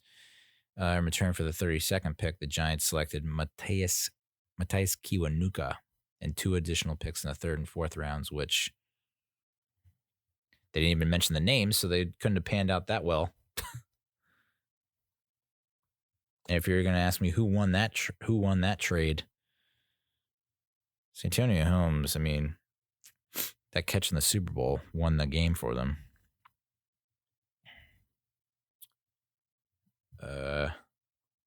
Kiwanuka, solid player, versatile, played, D tackle, linebacker, but I hear his name and all I can think about is that damn play against the Titans.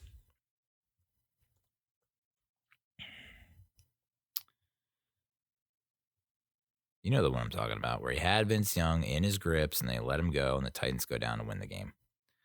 So would I rather have had Santonio Holmes? Meh.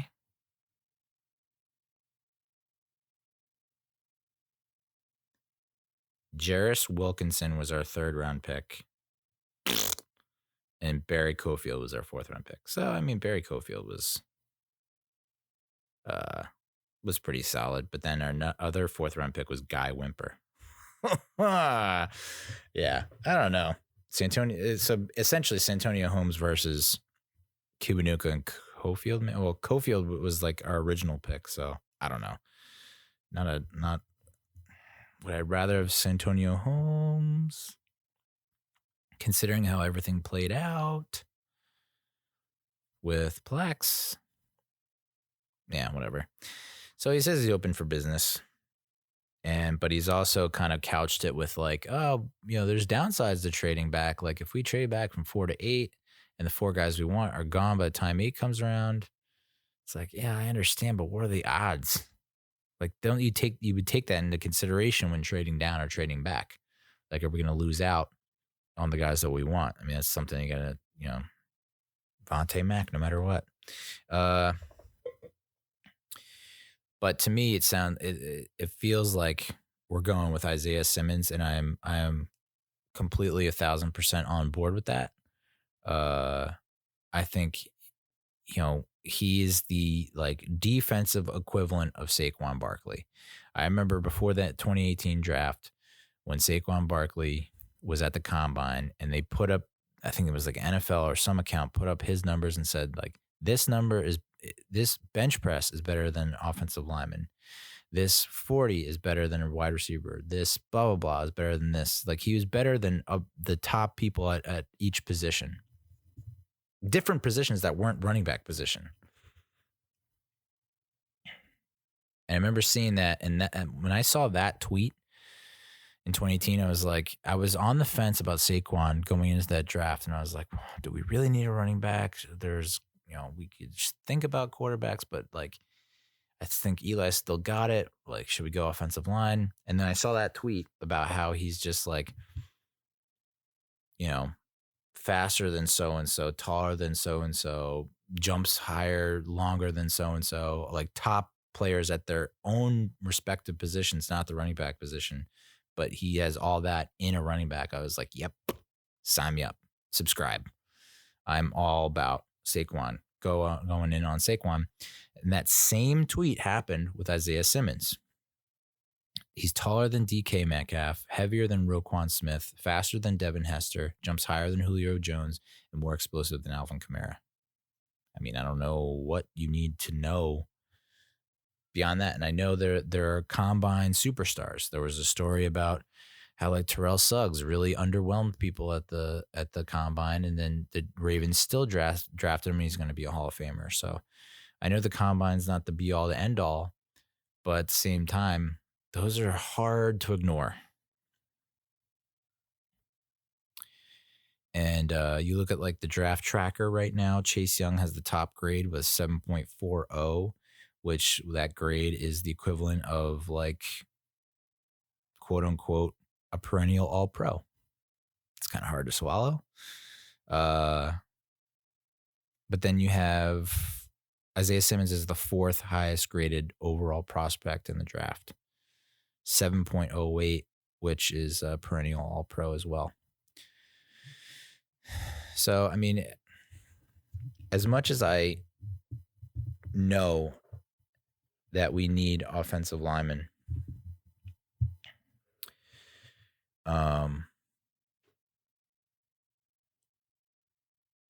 ideally, and this probably won't happen, but it would be nice to trade back 2 spots, pick up another 1st-round pick possibly. I don't know how that's possible, but still get Simmons at like 6, and then like draft a top offensive lineman in the top of the 2nd round or the 1st round. That would be sweet, but I don't know. There's been talks about like who do you want with there's Mekhi Becton from Louisville. There's Andrew Thomas, I guess, from Georgia. And there's Tristan Wirfs from Iowa. And apparently the Giants fell in love with Tristan Wirfs. So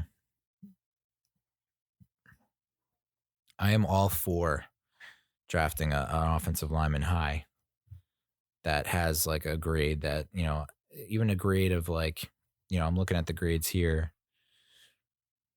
We're looking at the top offensive line prospects. You got Jedrick Wills, I think that says Wills from Bama is number 1 at 6.89. Then you have Mekhi Becton at 6.49, Andrew Thomas at 6.48, and Tristan Wirfs at 6.46.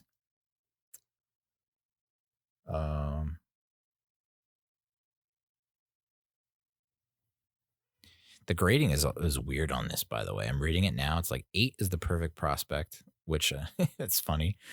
7.3 to 7.5 is perennial All-Pro. 7.0 to 7.1 is Pro Bowl talent. 6.7 to 6.8 is year 1 quality starter. 6.5 is boom or bust prospect. And then 6.3 to 6.4 is will be starter within the first 2 seasons. Like, what? Why is 6.5 boom or bust prospect? That's interesting. So I'd be good with any of those 3 dudes. Although Becton is a beast, 6'7", 368, but apparently didn't test well on the bench.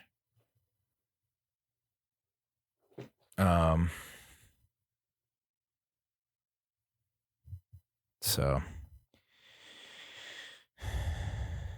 but I'm